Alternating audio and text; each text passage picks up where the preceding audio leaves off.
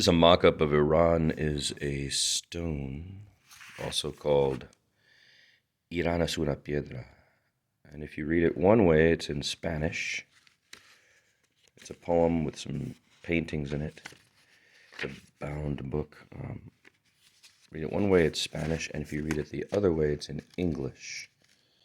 And if you get to the center, there's this compact disc. Now, this is from 2007. I made this in 2007. And it's a cool object. It's really cool, actually. And it's different from this. This is just a mock-up. There were 7 of these, I believe, and they are in museums and institutions in different places. The University of California at Santa Barbara at the Davidson Library, you can find one of these. There's one in Irvine. There's one, I think, on the East Coast. But I kept this mock-up because I needed one to have this. The compact disc is no longer a thing, it feels like. Nobody has compact discs, or if they do, they're a thing of the past. But in the center of this, all of my books that I made for many years when I was with Booklyn and on my own, I included an audio element. So in this case, the audio element is right here in the center. Okay, and it's a tiny disc. Look at that. It's a regular CD, but it's small. And this is in the center of all 7 of those books. All of those museums have this, and this is what's on it. Audio. Japan, Palestine, Lisboa, New Orleans, California, 2001 to 2007. That's what's on here. Now, I haven't heard this in 2023, so 15 years. And this is what's in those museums. And I want to put this in here. We're going to see today if this works.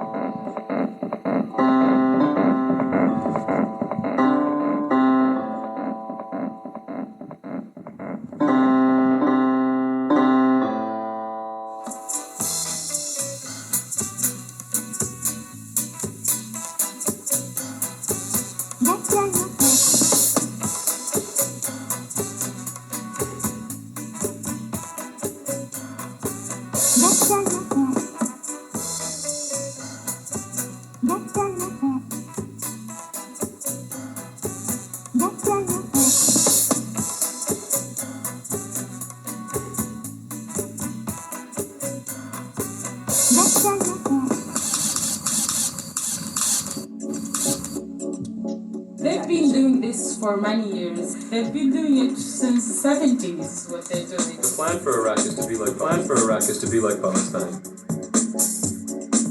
I see pictures broadcasted from Iraq, how they do the house-to-house search, the aggression in the face, how they get in the houses. For a moment, I don't know if it's in the West Bank or if it's in Iraq.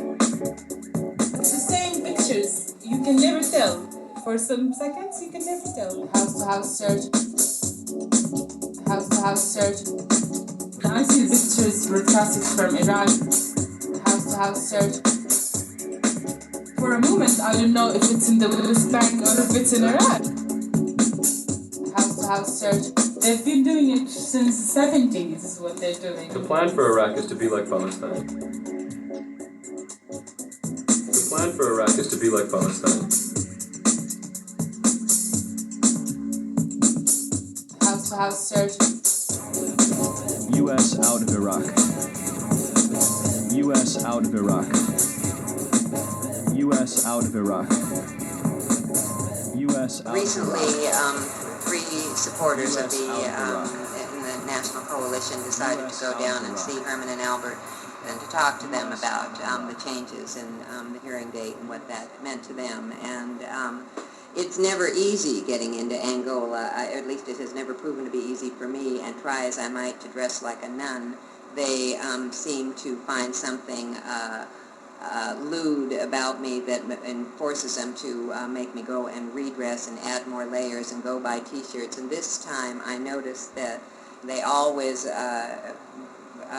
make sure that your arms are covered because arms are, of course, very provocative. And so that's one thing, and they don't want you to have tight pants. I mean, even just little tight, although it's weird because the guards themselves have pants on that look like they've been painted on. And I always kind of wonder when they're sitting there in judgment, and which they do. They have like 4 women at the front desk, and they just kind of look at you and eyeball you and kind of get that look on their face that says, nah, she's not going to pass muster, you know. And you know it's crazy when 8-year-old little girls in the middle of August that have driven 6 hours to go visit their fathers are turned away because they're wearing a tank top and don't have sleeves, you know. I mean, security is what they can label all of these security risks now, but we know for a fact that contraband in every prison comes in primarily through guards. So all of this harassment of families, when there are statistic and survey after statistic and surveys showing that the only thing that helps combat people going in cycle after cycle is family contact and the contact with loved ones and communication with it. They quash it at every point. They quash it by charging exorbitant telephone rates, 10 times what the average consumer pays is what families, the most hard-hit families in America, are paying to stay in touch with their loved ones by phone on these rotten systems where you can barely hear anybody and you have to be interrupted every 5 minutes by someone tells you that you're talking to a prisoner like you don't know, maybe. You know, it's just over the top, and then to harass families that always have to drive long distances when they don't have the funds to come to these prisons and then turn them away at the gate. It's unconscionable, and there should be more and more pressure on the prison system to be humane, just be human beings, you know, just be human beings. Was it worse this time? Much worse this time? Much worse this time. Much worse this time. They just and it was across the board. It was there was grandmothers that were there. It was mothers that were there. It was children that were there. It was fathers and grandfathers that were there. It was a woman who had Down syndrome who was there with her mother. They, they just made everybody go buy something. And then when we went across to the museum to buy the T-shirts that they wanted us to buy, which, by the way, say, ha, ha, ha, Angola prison in the front, and on the back a picture of the place, the front of the place, and a gated community underneath it, like big joke. When you have that T-shirt, then, I guess maybe they expect you to wear it and advertise the place. They don't really need much advertisement. They got plenty of clientele. They have no trouble filling those prisons. So the purpose is, again, just to humiliate and harass you, make you feel lower than low for having any consorting with prisoners of any type, you know, and it's a psychology that's just really sick. That's. And do you think that's a result of the... I think it's a direct result of Homeland Security running amok in this country, and the fear of terrorism and the fear of security risks binding everybody and chilling everyone in all of their actions, because you can be accused for anything by anyone, and if it's convenient, then they can make it stick, you know. There is no due process. There is no justice in these courts anymore. You know, we're just deluding ourselves when we try. We can win on technicalities, but never on the justice of the case, and that's pitiful. You know, I mean, I'll take it if we have to win on the technicality, all right. But you know, it seems to me that truth has absolutely not a goddamn thing to do with most of this.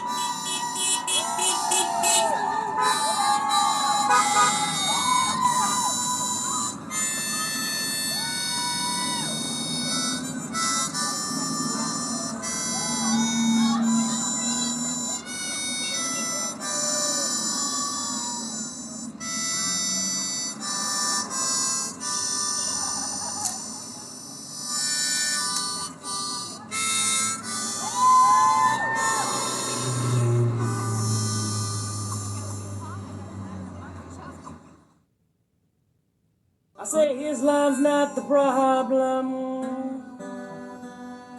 War is not the answer.